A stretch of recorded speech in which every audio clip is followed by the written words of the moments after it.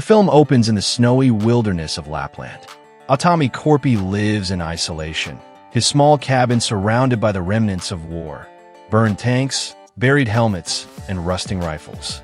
He hunts, chops wood, and buries any soldier's bones he finds in silence. At night, he dreams of the war, screams, fire, and his family being taken from him by Nazis led by Colonel Reinhardt, who burned his village. When Aatami wakes, he cleans his old dagger and sharpens it, the only thing that still connects him to his violent past. One afternoon, a Finnish military jeep arrives. The young officer, Lieutenant Mäkinen, salutes Aatami with respect. His name is legendary among soldiers. Mäkinen informs him that a new Nazi organization, the Iron Dawn, has stolen Finland's reparations gold, slaughtering dozens during the heist. Aatami listens in silence. When Mäkinen mentions that the leader is Colonel Reinhardt, presumed dead, Aatami's expression hardens.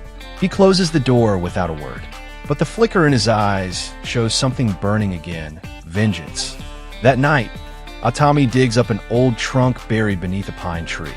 Inside are his soldier medals, a blood-stained photo of his wife and daughter, and his World War II weapons: a combat knife, a pickaxe, and a Finnish Suomi submachine gun. He stares at the photo for a long moment before whispering. It ends when he ends.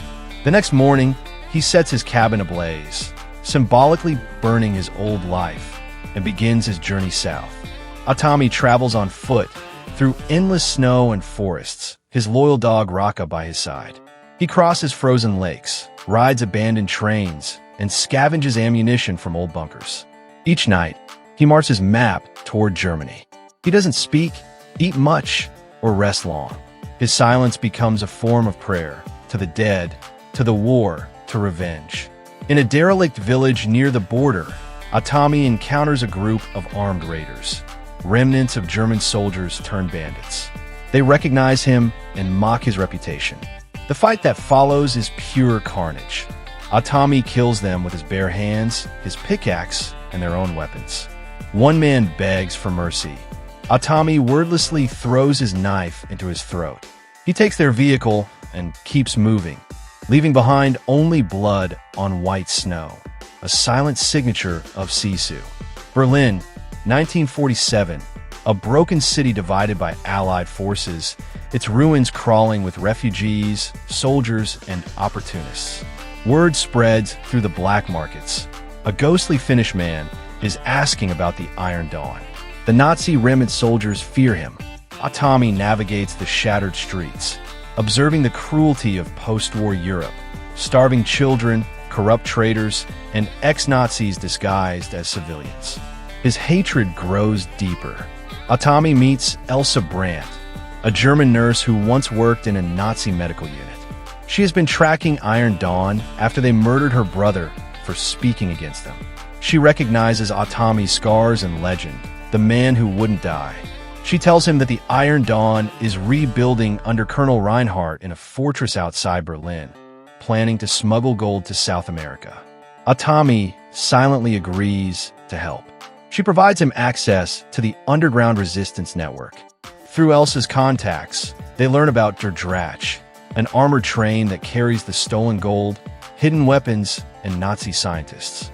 The train is scheduled to leave Berlin within 72 hours, heading toward a secret U-boat launch site in Croatia. Aatami studies the route on a map. His plan is simple and brutal: destroy the train, kill everyone aboard, and burn Reinhardt alive. Aatami and Elsa infiltrate Berlin's underground tunnels, laying explosive traps beneath the tracks. In total darkness, Aatami kills soldiers silently, stabbing throats, breaking necks, dragging bodies into the shadows. Elsa plants dynamite, but is nearly discovered by patrols. Aatami saves her in a bone-crushing sequence, smashing a soldier's head with a steel pipe. The two barely escape before the tunnel floods with enemy fire. As they regroup, Elsa is captured by Iron Dawn scouts. Colonel Reinhardt personally interrogates her. In a chilling monologue, Reinhardt mocks her and reveals that Aatami once worked as a Finnish Black Ops assassin, a ghost soldier who executed Soviet POWs. He sneers that Atami's family died because of his own sins. Elsa is horrified, but still refuses to betray him. Reinhardt brands her arm with a hot iron bearing the Iron Dawn insignia. Aatami storms the Iron Dawn camp that night. Silent as death, he infiltrates tents, stabbing guards, setting traps, and blowing up trucks. He finds Elsa tied up and tortured. When she sees him, she whispers, "You came back." He cuts her free, shoots the torturer in the mouth, and sets the camp ablaze behind them. As they escape in a jeep, Elsa, though traumatized, regains her will to fight. The next morning, Der Drache departs, a monstrous, black train with mounted turrets. Aatami and Elsa pursue in the stolen jeep, dodging bullets as explosions erupt around them. Aatami leaps from the jeep onto the moving train, using a grappling hook. Elsa provides covering fire, mowing down soldiers on the rooftops. The chase through frozen forests and bombed bridges becomes one of the film's most intense sequences.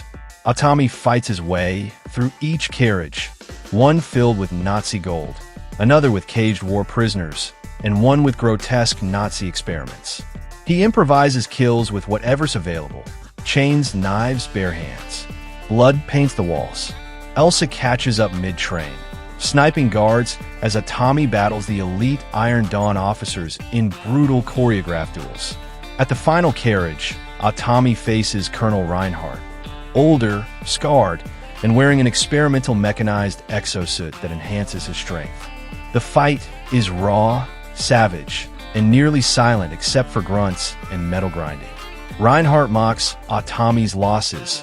Aatami doesn't respond. After being beaten down, Aatami impales Reinhardt on a steel rod, then detonates a grenade in his chest.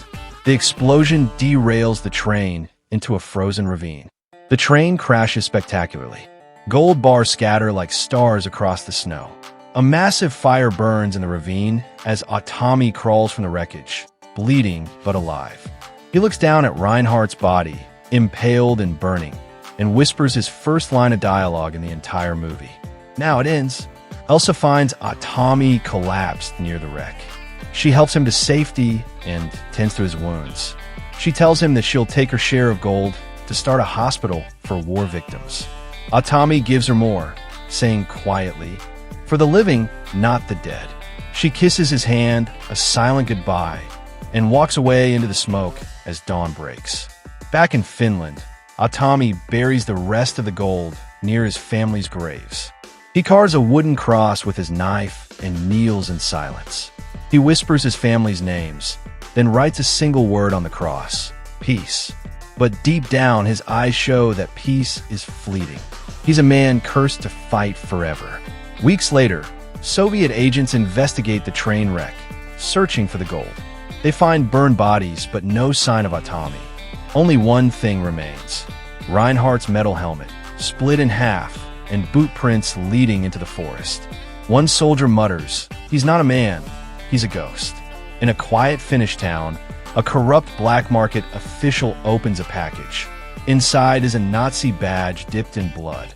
He panics and looks outside the window at a man in a coat and scarf rides a motorcycle down the road. It's Aatami, alive, leaving a trail of justice and vengeance behind him. In a distant hangar, Elsa refuels an old plane.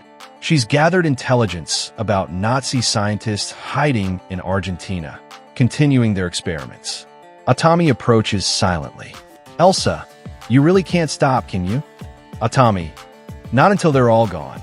The camera pans up to the sky as the plane takes off, the horizon bathed in red and gold.